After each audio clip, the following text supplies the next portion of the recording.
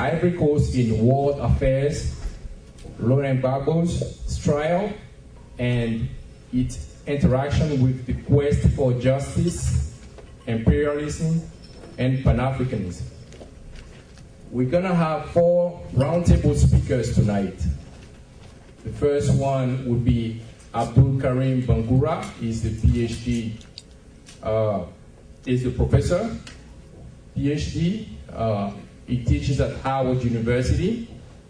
We have Dr. Nyaka Lagoke as well, a political analyst. He actually studied at Howard University as well. We have Eugene Perrier from Answer Coalition, and Matt Well, who is a Human Rights Watch person, actually, who's going to intervene on human rights issues in the Ivory Coast.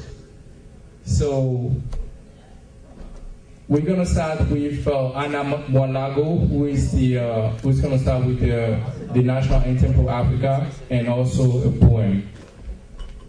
Please, Anna Mwalago, you can come up and start. All right, how's everybody doing? Oh, you seem like you were sleeping. Everybody feeling good? Yeah. Good. If we could all please stand up for the African National Anthem.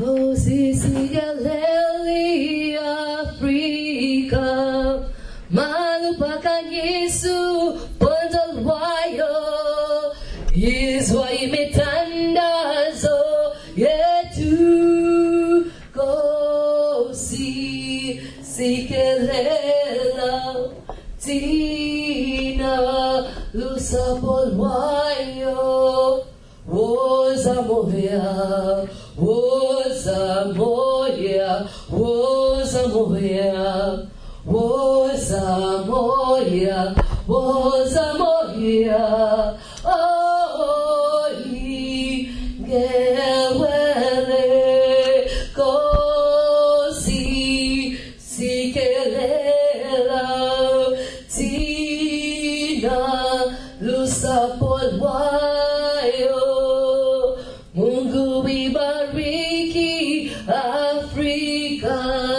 wabariki viongozi wetu, hekima, umoja na amani. Hizi ni ngao zetu Afrika na watoto wake. God bless Africa, may her spirit rise up high. Hear our prayers, God bless us. God bless Africa. God bless your families. Thank you. You may sit down, and I know everybody, we're getting ready for the conference, but I always say that, it's good to start on a lighter tone so that you can feel the message and you can be open and you cannot be closed-minded. So I'm going to start by something, because I always do this presentation. Today I said, okay, we had Mother's Day, and I was able to perform for a poem for mothers. Today, before I do my main poem, I have a poem for the men. How about that? Can all the men in the house say, yay, yay? Yay, yay? Aha! So I'm going to say this poem, and it is honor of fathers and also all the men. And it's called Men of Valor. To the men of courage and honor, the ones we celebrate today, who work from dawn to dusk to provide for your loved ones, who sacrifice lives and luxuries to invest in your children. You men of class, not fake pride or shame, but humble and gentle. You men respecting your fellow women. You men of style and grace that love your women and care for your children. Men of strength and power, braving the storms of life, discriminations, trials and tribulations, highs highs and lows, never giving up, but holding on to life, keeping your head up and staying up through the tide, keeping your family safe, men who forever we respect, we love and we need. You who died for our freedoms, suffered for our liberations, brought us into this world, and proudly take your stands. You, God-given right, your God-given right to be fathers, grandfathers, brothers, and uncles. Together we salute you, forever we cherish you, and lovingly we embrace you with God's loving blessings. Thank you. Started late, and I've done, a lot of people know my poem's called I Have a Dream. But this one is not I Have a Dream. This is Africa is not for sale. Because we want to let Africans, young and old, start thinking about being the leaders of Africa. Mama way, mama way, mama way, mama way,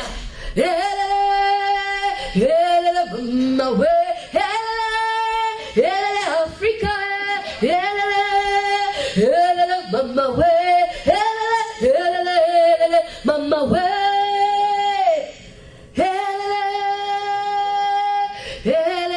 Mama way.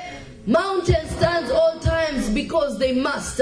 Wind blows left to right because it can. Rain falls down because it's time. But Africa, when will you rise? For centuries we have known about your riches, your beauty, your value, your strength, and your power. You are the root of man, the source of Mother Earth. Gold, diamond, copper, cotton, iron, oil, all this, and just to name a few, reside at your bosom. But time and time again, you turn the other cheek. They devour you, rip and tear you apart, and your children don't fight back.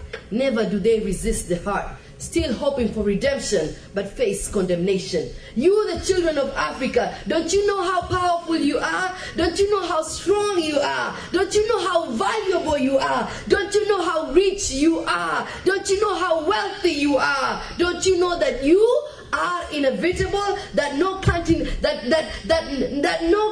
no continent can do without you, but you can do without them. When will you build your wall, shut down for business, say no to corruption, poverty, massacres, and wars taking place in your own home, on your own playground, in your own home? Children of Africa, wake up and take your place.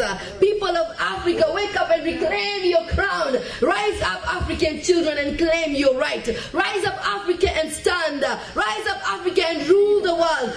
For never again shall we allow slavery and colonization, apartheid and neo-colonization to steal our way, to steal our land, to take away our resources, destroy our values, leaving us naked, bare, helpless, and needy. For their bellies will never be full, but our land will always be full. No longer will we allow our children to wait in street corners for the wind of change, for change begins with us. No longer will we accept snakes in sheep's clothing, even though they come in our name. No longer will we accept divide and rule, for that is the road to destruction. We shall speak in one accord, never again in different tongues, and we will recall the chants of our fathers, the songs of our foremothers, the sound of their unity, the vibration of their steps, the connection to their land, the love of their people. And together we shall march forth, stronger than before, to our destiny, tried and true, singing, chanting, and stamping. We are one from north to south, we are one from east to west, we are one from cradle to grave. For now we know better, and so we do better, and we shall all declare that Africa is not for sale. Thank you. Thank you, Anna. Thank you very much. Now, as usual, when we do conferences, we give the opportunity to other organizations to come and talk about what they do. Tonight, we have one organization, a lady from one organization from Africa. It's Togo Coalition. She's going to talk about what they usually do, and then, invite those who will be interested to join our organization. So let's, give it a round of applause to Farida. everybody. Hello, thank you very much for this opportunity, and I hope you guys started the evening quite well. As George introduced me, I'm representing an organization called Coalition for Togo, and it's not like a non-profit organization or anything else. It is a civil society mixed with political movement organizations that has been created a couple of months ago back in Togo to kind of like gather people together to fight against the dictatorial regime in our country.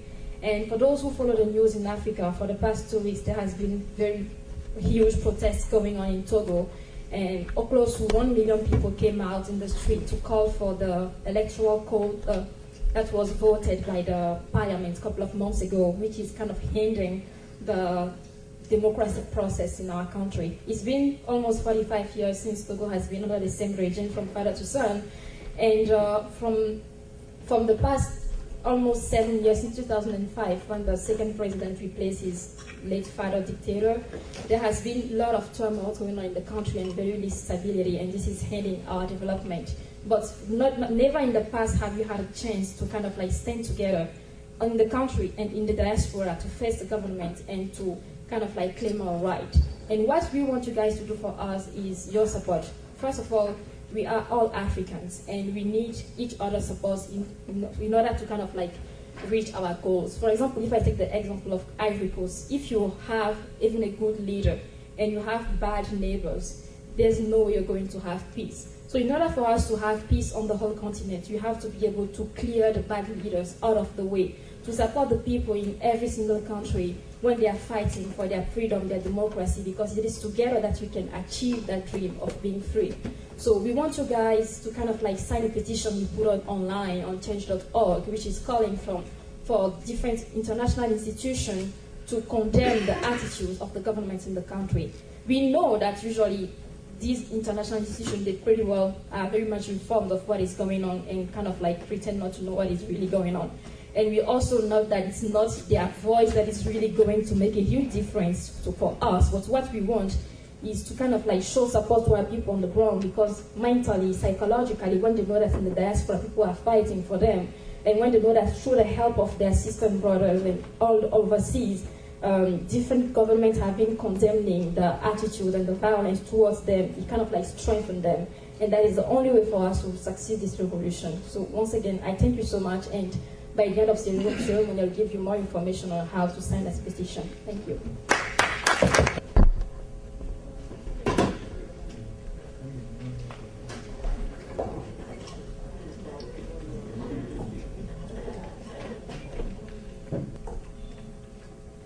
Thank you, Farida, for telling us about Togo Coalition.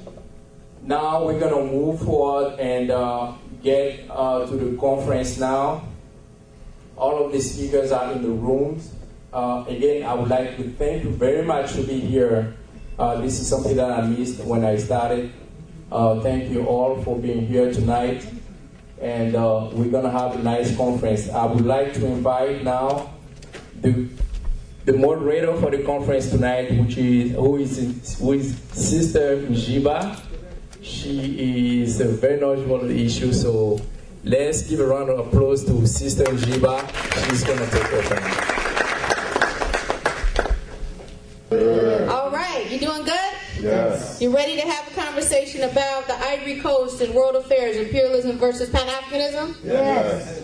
Okay, it didn't sound like you all were ready. Are you ready to have a conversation about the Ivory Coast and world affairs? Yes. Okay, it looks like our fourth speaker has walked in the room, gentlemen, so you all can come back in the room. Excuse me, African. Thank you.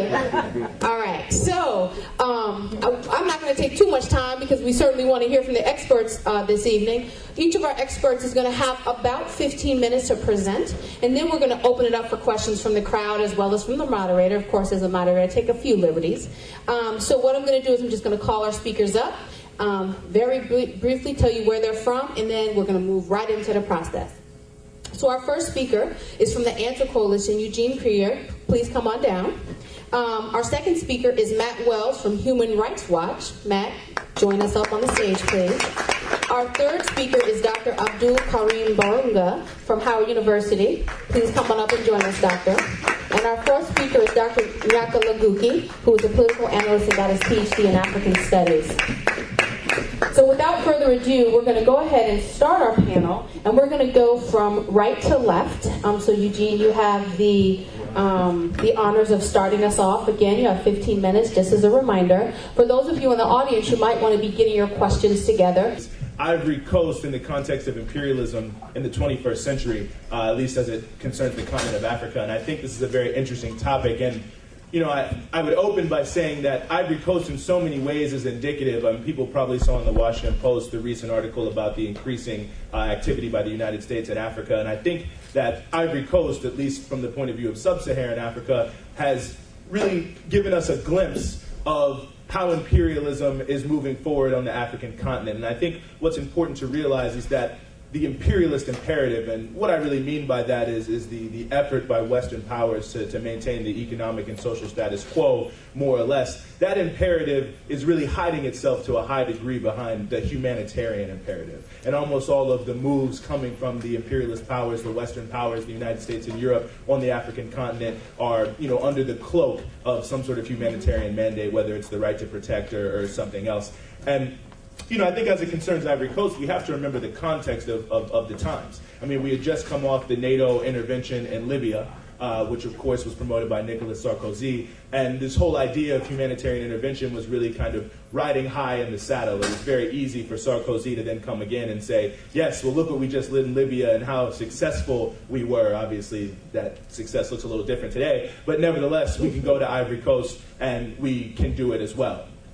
I think the first clue about why I say sort of hiding behind humanitarian purposes is I think the first clue as to what Western powers and imperialist powers are doing in Ivory Coast should be 100% clear when Nicolas Sarkozy is the #1 advocate of intervention in Ivory Coast and of the overthrow of Gbagbo. I mean, this is Nicolas Sarkozy who made his name in France by calling the youths and the oppressed communities scum, and even in a campaign trail saying they're worse than scum, promoting semi-fascist style police tactics, deporting the Roma, and so on and so forth. I mean, someone whose whole career is based around, you know, bigoted, racist, semi-fascist style treatment of immigrants in his own country, and the fact that this person is now going to be holding up the mantle for human rights and democracy, I think is a sham in so many different ways, and I think it speaks to, you know, a high degree of what was going on here, because I don't think when we look at Ivory Coast that, you know, it's terribly surprising what happened, because we know, I believe it was the Ouagadougou IV agreement, I think if people can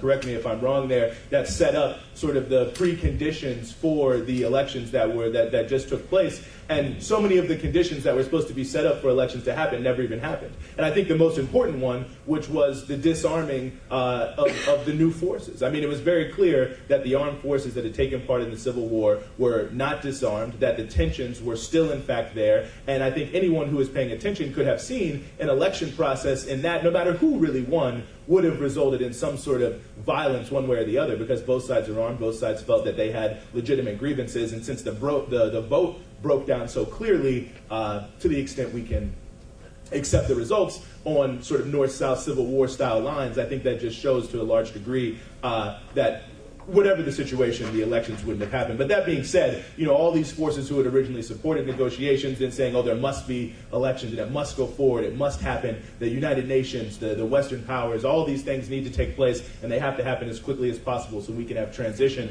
I mean, quite obviously, if they were fully concerned with human rights, peace, democracy, the well-being of people in Cote d'Ivoire, I don't think the first thing they would have done is push elections in that sort of context. And I think it speaks very directly, and you know, perhaps we can talk more about this, and I don't want to, you know, act as if I'm an all-knowing individual, but certainly I think that, you know, the geostrategic impulses that are involved here and the conflicts the Gbagbo government had with France, and we all know about France-Afrique and the French policies towards Africa and their desire to have a certain amount of control over what goes on there, that semi-rivalry, semi-alliance with the United States and West Africa, that all these issues were what were really at play. And the political forces in power, whether it be Gbagbo, whether it be Ouattara, the reason certain international actors were backing certain people was certainly not human rights and diplomacy, but in fact, it was geopolitical, geostrategic, and that essentially is what was happening for them. And I think that, you know, it's a very unfortunate thing,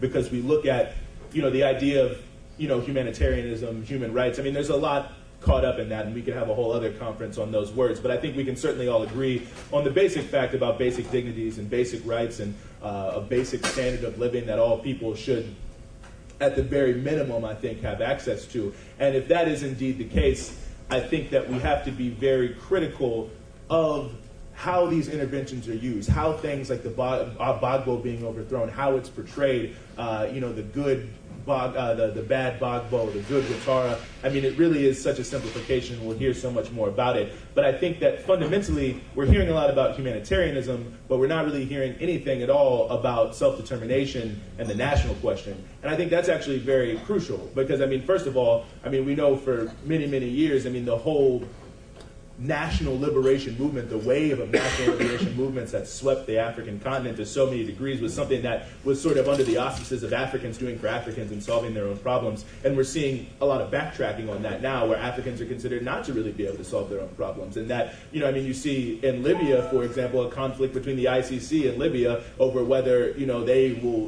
whether people should be tried in Europe or whether they should be tried in Libya. I mean, it's this idea that African institutions and individuals are so dysfunctional they can never be made to work. And I think that's an important element from a self-determination perspective. But I think more from the perspective of Pan-Africanism and the national question, and I'll close with this, I think we have to recognize that, Cote d'Ivoire, like almost all other countries on the African continent, is really hobbled by the fact that the borders that were drawn at the end of the colonial period are arbitrary might not be the word, but are essentially arbitrary. And so pushing elections, quote-unquote democratic elections, as a solution to so many of these problems, I think it's illusory, and it only will lead to more situations like this. I mean, you look at just the case of Ouattara not being disqualified at one point from running for the president because he technically wasn't from Cote d'Ivoire. But when he was born, there was no Cote d'Ivoire at that time. There was a French West African colony, and then people were arbitrarily separated. And so how can you resolve the issues between all of the different ethnic groups and nations that, whether it be Cote d'Ivoire, whether it be in East Africa, how can you resolve these purely under these borders and under these areas that don't even really correspond with the social life and the social reality of the people in these countries? And until we really take up the idea, and I think this is the basis of Pan-Africanism, that Africans have to collaborate across borders, between peoples, and that we can't afford to be isolated inside of our own little countries, inside of arbitrary borders, and I'm a Nigerian and you're from Cote d'Ivoire and I'm from Somalia. We have to really start to look at these problems in a unitary fashion that transcends borders, that transcends national differences, because the reality of it is, whether people like it or not, the entire process of colonialism, neo-colonialism, has sort of welded African people together by creating these countries that are technically independent, but where so many of the problems are connected to each other cross-border. And so I think there's a lot more to say. I don't really know how long I've been talking, but I think I'll just sort of wrap it up there, and hopefully we can have a good discussion and keep things going. So thank you very much. Okay, thank you, Eugene.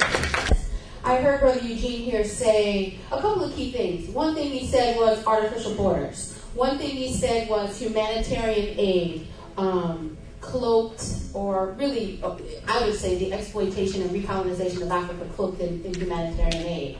Something else he said was forced electoral politics from external to the African continent. And the fourth thing that he said that I want us to really ponder on affairs, as Kwame Nkrumah said so eloquently, that Africans and African people must be able to manage our own affairs. And so while we move on to our comrade Matt here, I want you to think about that because Matt is going to speak a little bit from a humanitarian perspective, and he's going to really look and see what are some challenges that were happening in the Ivory Coast during the crisis and after the crisis, and really hopefully he will tie that to sort of the quote-unquote humanitarian contradictions that exist throughout the African continent. Go ahead, Brother Matt. Thank you for having me. I'll start by saying Human Rights Watch is a human rights organization as opposed to a humanitarian organization. There's often and there is a real distinction between the two in terms of what we do and what our focus is. Also, I think we will get in more depth later about some of your comments. I'd respond quickly on two things. One is that elections were originally scheduled for 2005. It wasn't until 2010 that they happened. So I'm not sure, how much do you think elections, should be delayed before they take place? One would think perhaps 5 years is actually long enough before you allow people to freely and fairly elect their leaders to go forward. I would say, a second point on that is that if we're talking about African institutions, the AU and ECOWAS actually came out quite clearly on the Cote d'Ivoire post-election crisis, both in terms of the election itself and in terms of a lot of what happened in the aftermath of the election. So in many ways, actually, ECOWAS was at the forefront of a lot of the international decisions that came after, and I think we should recognize the important role that ECOWAS played in the Ivorian crisis. But I'll go back. I'll start by explaining a little bit of who we are and what we do. We're a human rights organization that works in about 90 countries across the world. And the way we do our work is generally, it's based off of taking testimonies of first-hand victims or witnesses to human rights abuses. So it's interviewing the family member of a person who was killed, it's interviewing a woman who was raped, to tell the story of what happened and who needs to be brought to justice for crimes like this. I myself, I did I think 5 or 6 field missions to Cote d'Ivoire during the crisis. I was along the Ivorian-Liberian border in December 2010. I was in Abidjan in January 2011. I was back in Abidjan late February through mid-March, and then went back to the Liberian-Ivorian border for the end of March, beginning of April, when you had refugees fleeing across from Cote d'Ivoire into Liberia, often because they'd suffered abuses by the Republican forces. I was back in Abidjan in May 2011 to document crimes that took place in the final battle for Abidjan by both sides, and then was back in Cote d'Ivoire in July and September of 2011, tying together our work to ultimately put together this report, which kind of documents the totality of our work throughout the crisis. What we documented, and I take your point that too often, or at times during the crisis, there was too much of a good versus bad, whereas the reality was both sides were responsible for extremely grave crimes, crimes that one can easily call war crimes and likely crimes against humanity under international law. And we, throughout the crisis, documented crimes committed by both sides, we denounced crimes committed by both sides, and we ultimately implicated high-level political and military officials on both sides as being responsible for those crimes. I think, going forward, in terms of what does Cote d'Ivoire need, I think too often people tend to look at countries like Cote d'Ivoire from the perspective of what do the elite want or need, and they forget about what the people on the ground, the Ivorians who suffered the abuses of the crisis, what do they want and need. And if you, instead of listening to the military and political elite, listen to Ivorians who suffered the abuses, what they say they want and need is a justice system that works for them, an impartial justice for the grave crimes that were committed. And so I know, and others may talk about the liberation of Laurent Gbagbo, and I think that is it's the wrong question and the wrong answer. The question is not why is Laurent Gbagbo in prison. There's a good amount of evidence linking him to large-scale crimes. The question is, why is only Laurent Gbagbo in The Hague? Why are there not people from the other side who are implicated in large-scale crimes? Why are they not in The Hague or being brought to justice in Cote d'Ivoire? As we have denounced again and again since the end of the crisis, right now you have about 120 individuals who have been charged from the Gbagbo camp, either civilian or military leaders, for crimes connected to the post-election violence. You have no one from the Republican forces who has been so charged. And it's this one-sided justice that I think is a threat to Cote d'Ivoire going forward. It's a threat to the country moving out of this decade-long crisis, and it's the key issue that has to be addressed by the Ouattara government if Cote d'Ivoire is to regain its position really as the economic motor of West Africa. And why is impunity such a big problem? I think Cote d'Ivoire is actually the perfect example of why impunity can be so devastating to a country. You had the civil war in 2002 and 2003, and no one from either side, again, despite massive crimes, was brought to justice for what happened. Instead, you had the same military and political elite remain in positions of power. You had the same divisions in the country continue, and 7 years later, you had essentially the resumption of hostilities from 7, 8 years previously, and again, large-scale crimes that left at least 3,000 people dead. We documented more than 250 women who were raped for their ethnicity or political affiliation alone. perhaps it's, I can go into detail about the types of crimes that we documented. Many of you, of course, are well aware of these. But the level of violence during the post-election crisis was at times unimaginable, I think, in terms of the types of crimes that were being committed, in terms of people being stopped at checkpoints for their, again, ethnicity, their name, the way they dressed, burned alive in certain cases. The 7 women in Abobo, the Dwekwe massacre, in which you had several hundred people killed for their ethnicity alone, because they were youth from the Gary ethnic group and therefore believed to be militiamen without any evidence that they were in fact militiamen. These are the sorts of crimes that haunted Cote d'Ivoire, and the only way to get past them is to bring those on both sides who are responsible for them to justice. And so I'll conclude on that note. I think we shouldn't dismiss the importance that African institutions and countries played in the Ivorian crisis and pretend that this was solely a UN-led or US-led or EU-led initiative.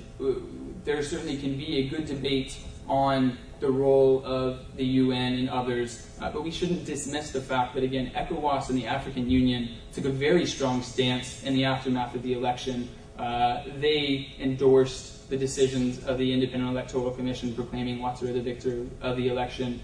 They called repeatedly on Gbagbo to step down. They helped institute measures in terms of blocking Gbagbo from the West African Bank and other measures like that. So if we're speaking about Africans solving African problems, I think in many ways Cote d'Ivoire can be a positive example of African countries really coming together, taking a strong stance, both in terms of democracy and ending human rights abuses on the ground.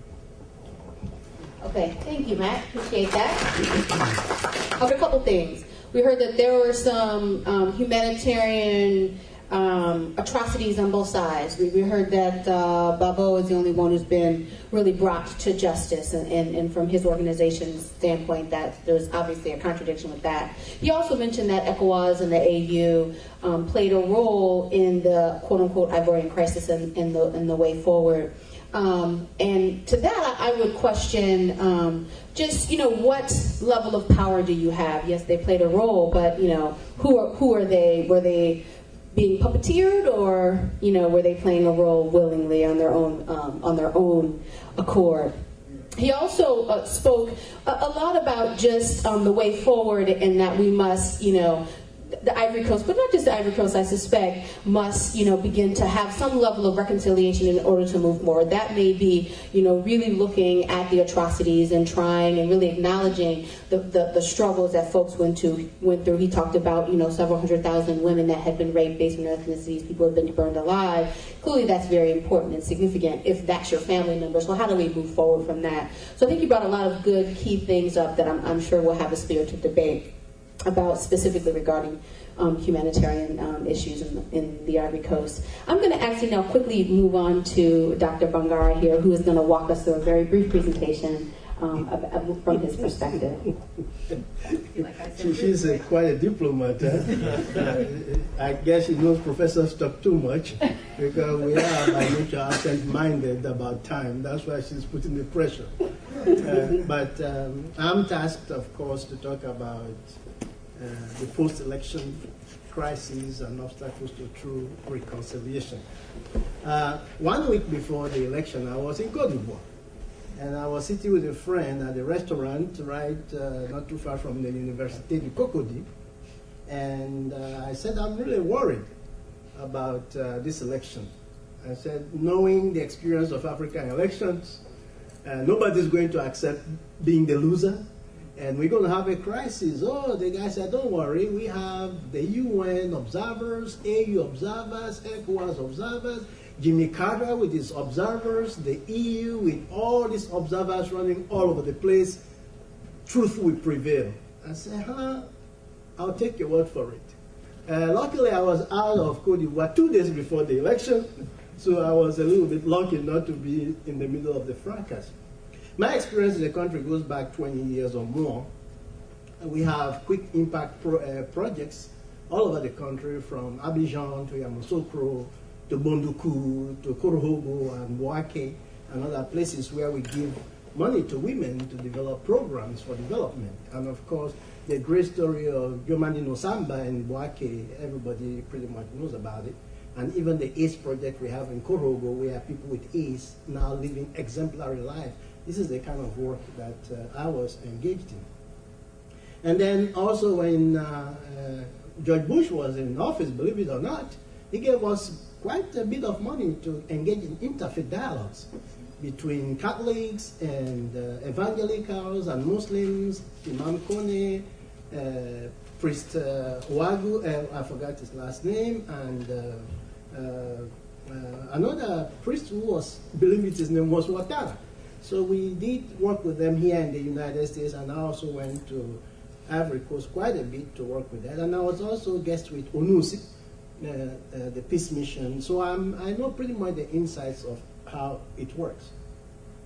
And I was also fortunate to give a series of research methodology workshops at the university at the time, so I was pretty much familiar with territories. And I was also interestingly well known when I go to Cote d'Ivoire, especially at the stop points, whether it's the rebel held territories, whether it was the government territory. Oh yeah, we know you're the one that talks about Voice of America TV or CNN or Al Jazeera. Yeah, just go through, you know. So I had no problems really navigating through the country. And I'm going to be very honest and say that I was one of the strongest supporters of Gbagbo. Why? Because he was the man that stood up to the old man for his undemocratic dispensation. He was the one that stood up for democracy, for freedom. We have to be honest about that.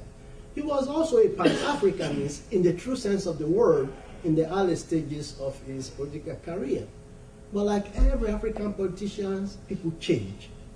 And the Gbagbo I saw later on, as I wrote, you will get the article on the internet, 1,000 Greatest Sins of Gbagbo, pretty much highlight why I changed my support for him.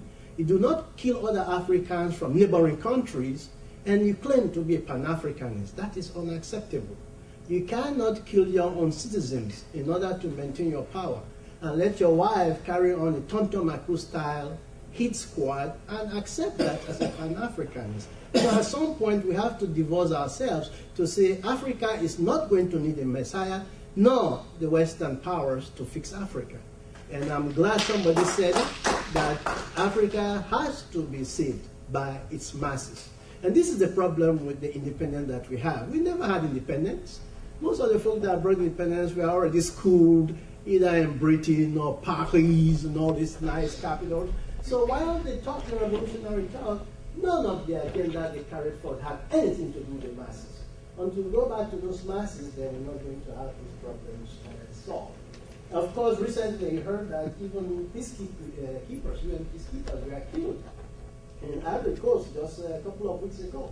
That tells you the situation is still fluid in the country. It tells you also that President Ouattara, who some of us thought was going to bring some sanity to the system, has also sold out. We have to be honest about these things.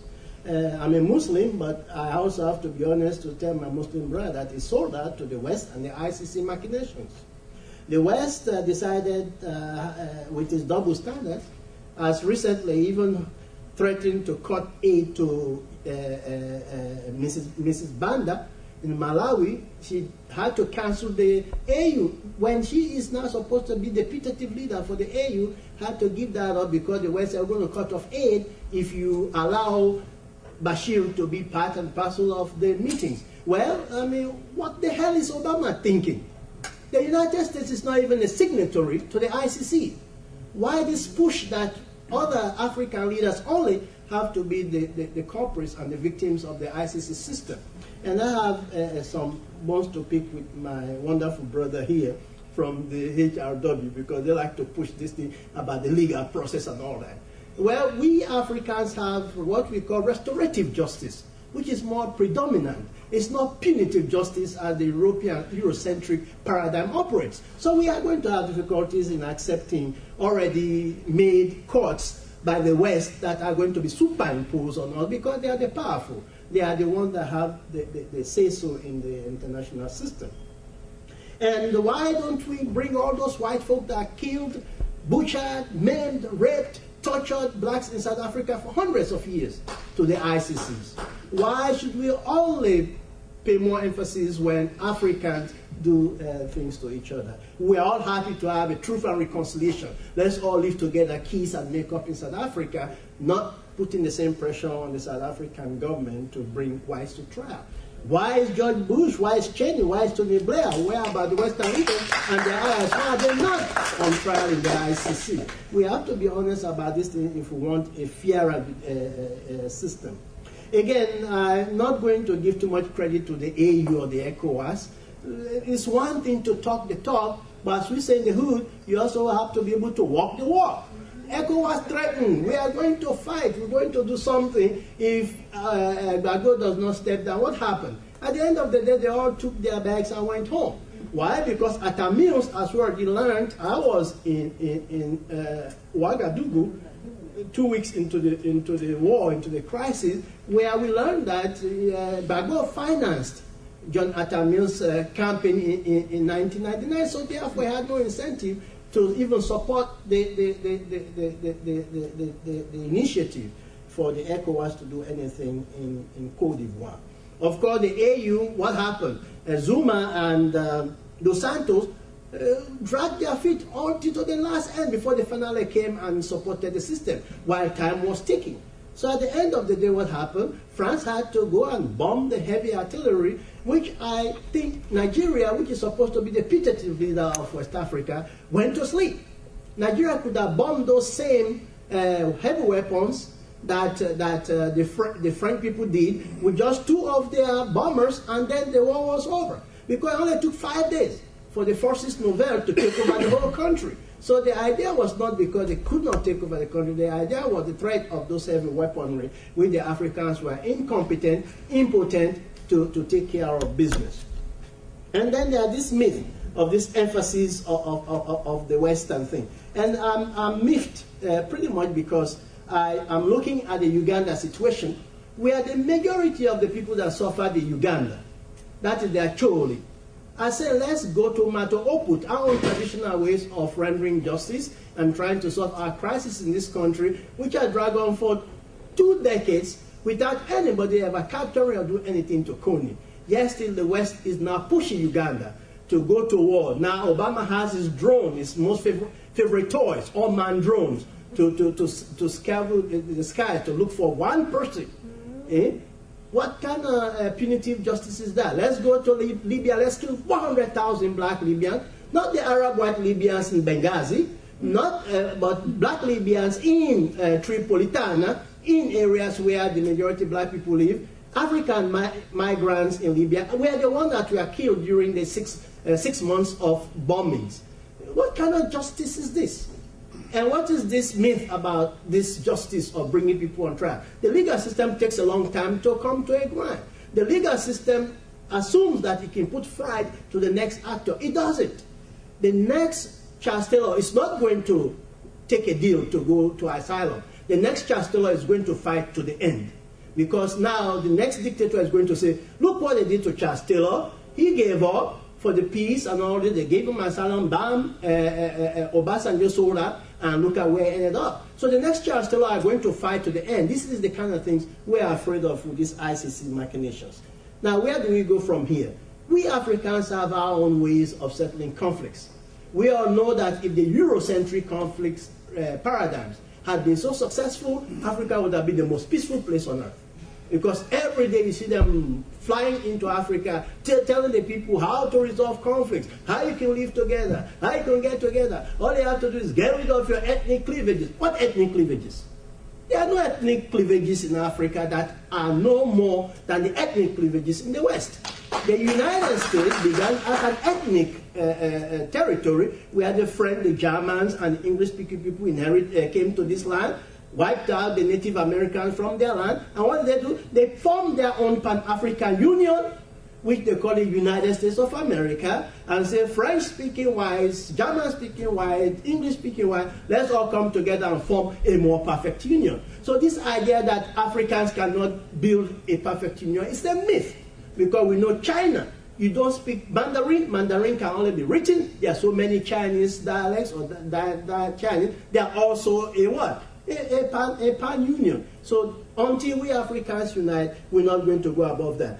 Quickly, 1 minute, I've been signaled. We have the peace through coercion paradigm. We have the peace through law paradigm. So we are not oblivious to law, because we know the great Osei Tutu was the father of what now many of the laws that the West has inherited. Let's give him credit also, who is of course next door to Cote d'Ivoire.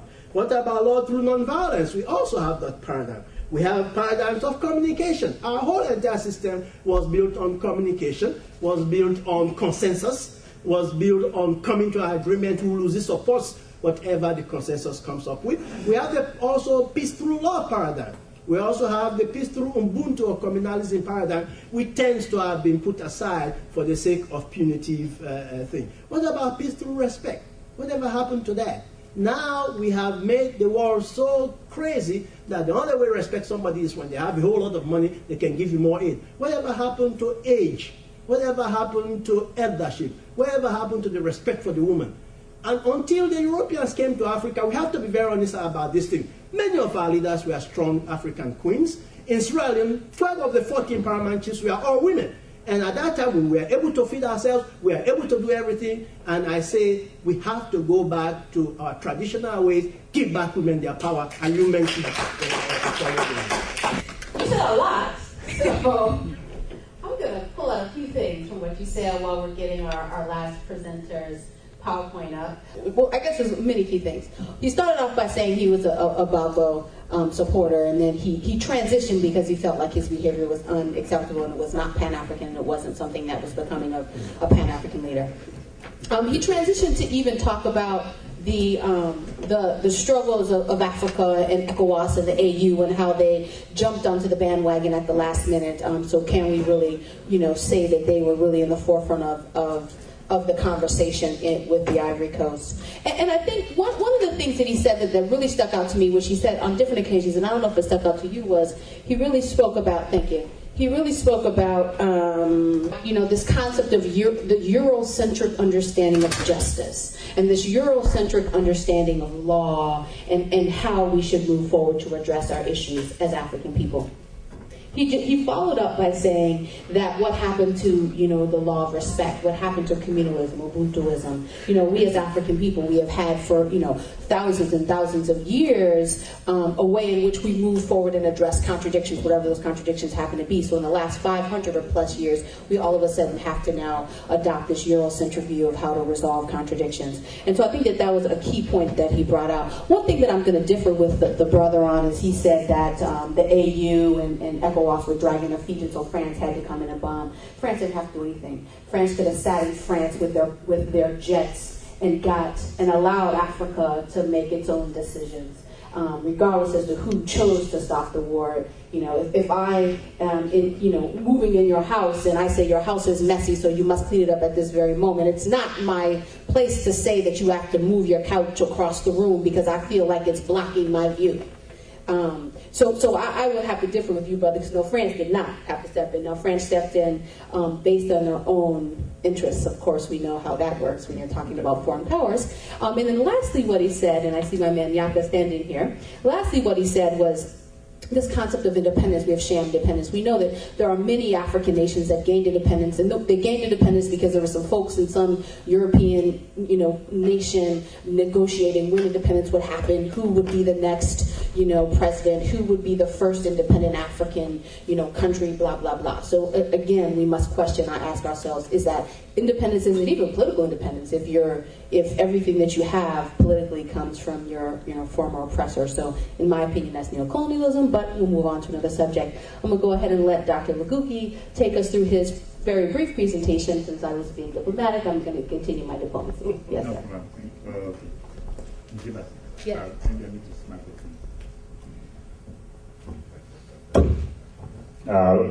Okay. I wanted to, before I do my presentation, I will try to make it no more than 15 minutes. And I would like to, thank all of you, for being here in this summer. We have been outside, which is nice out there. And I would like to thank Eugene, Matt Wells, and Professor Bambura. There are so many people, brothers, like my brother Joe Wakaria, who has been supporting us since 2007. and many others who wanted us to have a critical panel on Ivory Coast instead of showing one side. So that's why we did it. And I'm glad that the speakers are here. And then I'm going to try and do my presentation. I'm not going to try and respond to some of the points. You might see my answers to some of the points throughout my presentation. Okay, so the title of my presentation is Ivory Coast Crisis: From the Will of Imperialism to the Revival of Panafricanism. And when did the West decided to go and attack Ivory Coast? There is an economic Cold War, the fall of Wall Street, and the end of capitalism as a system that can provide justice in society. There is the Eurozone crisis and the global recession, and then the rise of China as a world power. And then, of course, we can see imperial wars. One was in Liberia, one in Ivory Coast, and then, of course, one we may see in Syria, and maybe another one in Iran in a few years to come. The state of a crisis in Ivory Coast. When people talk about the Ivorian crisis, we can have great professors, great political analysts, and sometimes, they forget to see that the war in Ivory Coast, it is a crisis that lasted over 20 years, since 1990, when Mr. Ouattara Lassane came as the Prime Minister of Ivory Coast. And like the brother Eugene said, it was known or believed that Mr. Ouattara, there was a time in his life that he changed his nationality to be known by many as a citizen of Upper Volta. And then when he came on the scene, we could see that this exacerbated two demons in every political life, in every nation in the world: ethnicity and violence. And then, of course, for over those 20 years, loss of lives, destruction of properties, and then we had that electoral stalemate in 2010 and 2011. And today, what do we see? That for a crisis now that lasted for 20 years, that one person, Laurent Gbagbo, the former president of Ivory Coast, his son, his wife, and many of his allies are in jail, and many are in exile, and there are hundreds of thousands of Ivorians who are in refugee camps. So, like my friend and Matt well said, he was talking about justice, so that both sides can be brought to justice.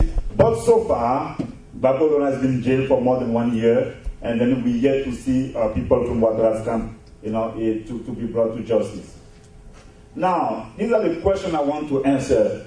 The West, France, and the UN, they went and they bombed Ivory Coast in the name of a humanitarian crusade, to quote my friend Eugene, because I took that expression from him. Was it to protect the civilians? Is Ouattara a Democrat? Is Ivory Coast better off since April 11, 2011? And how the crisis revived Pan-Africanism? Okay, I will pass this, and there are some major moments I will be talking about in a few, because I have to go. Okay. When people talk about Gbagbo and Alassane Dramane, why Gbagbo Laurent should not be in jail, right? Even if, people from the West and Matwell just voiced their position, they think that because crimes were committed by Gbagbo's troops, Gbagbo should be in jail, but, they want to see other people to be sent to the ICC or to jail. Why Gbagbo should not be in jail? And I'm going to tell you why.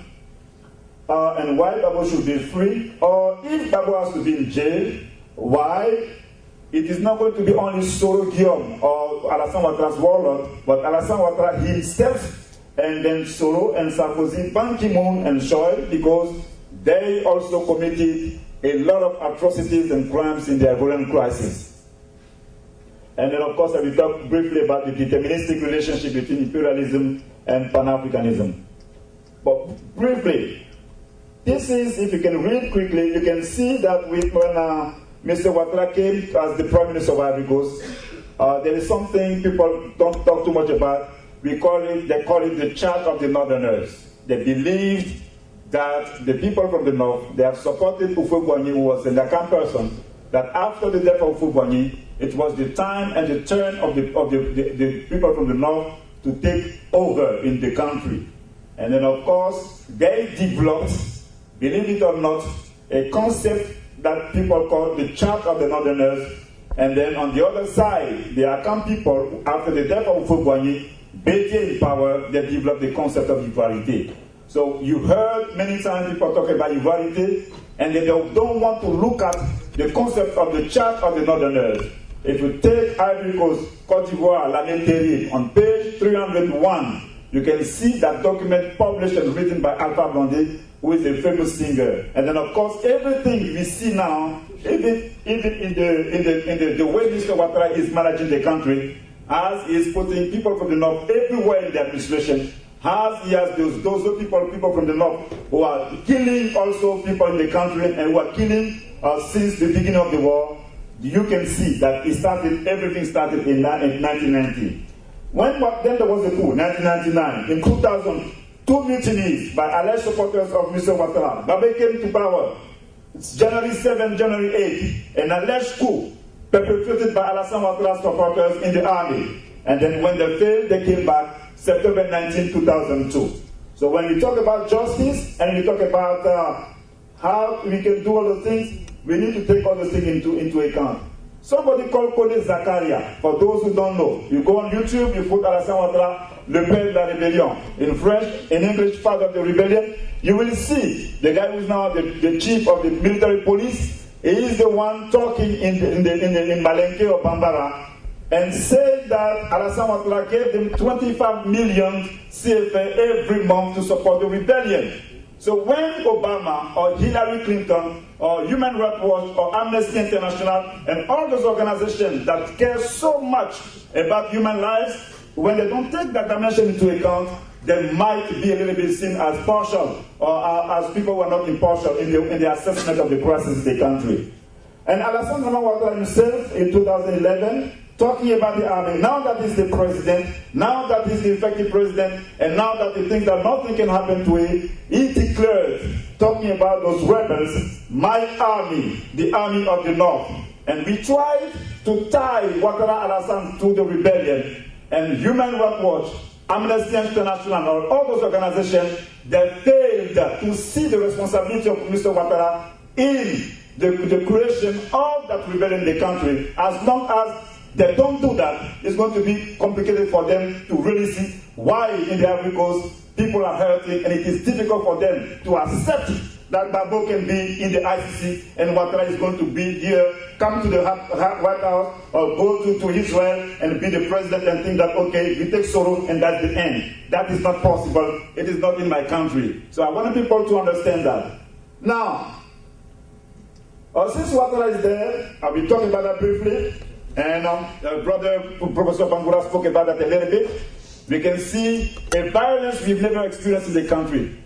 People may not talk about that. I have seen some reports written by Matt Wells himself. Maybe we'll talk about that and we'll put emphasis on that.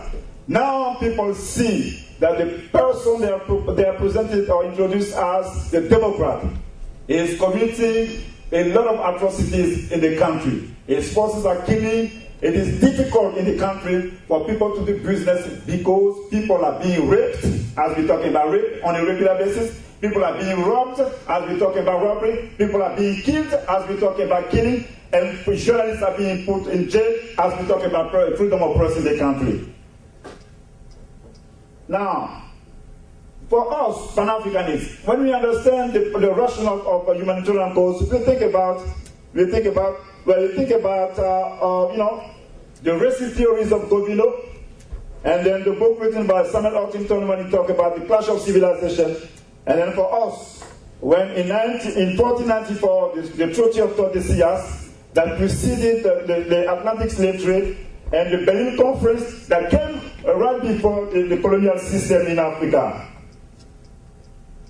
Now, when we talk about the role of France, we can see that there are many organizations that overlook the disastrous role of France in the country. Briefly, in 2002, Ivory Coast is attacked by the rebels coming from sheltered by Burkina Faso. Gbagbo asked France in order to activate the agreement between Ivory Coast and France. They told him, no, it's an internal affair. We're not going to intervene. So it's just a mutiny. And then, the second thing, in Mapusi, January 2003, they took him there, took several representatives of the country, and there, Sorokin was supposed to be the Minister of Defense. They wanted, to take all the power to give them to the rebels in Mapusi under the leadership of France. Second thing. Third, there was a coup d'etat attempt in 2004 when Babo wanted to free the northern part of the country, and it was believed that French soldiers died. The French destroyed the helicopters of Ivory Coast, and then also they killed 69 Ivorians, and more than 1,000 Ivorians were wounded. I've read some reports. I don't know if it comes from Human Rights Watch or other organizations, but they said that there were only 20 Ivorians who were killed. There were 69 Ivorians who were killed, and then in 2011, they said Babo lost the election, and then they decided to intervene in order to support democracy. Briefly, in our understanding for people like us, this is what I call the wheel of imperialism, or for the wheel of Western power. You can see in the circle, this is a wheel. We have the state, the imperial state, the same people who colonize us, the same people who enslave us, the same people today who created neoliberal policies, the same people who are talking about globalization. They put into place a system to maintain their interest, and then to find people in different countries in the world who are going in order to advance their interest. And if you don't obey, you don't respect the system, they destroy you by all those players you see on Afghanistan, you see over there. So, okay. So the newest creation, we have on the international affairs, UN, on the international finance, IMF and World Bank, quoting Samuel Huntington. You talk about trade, you talk about, even there are some scholastic tools, universities and think tanks, and the media. And the media, yes, and the media. So you have that, this is what I was talking about. On the military level, NATO military bases in Africa, we have the UN, you have the IMF. Vous l'avez découvert ici. Que vous avez découvert Ivoire TV.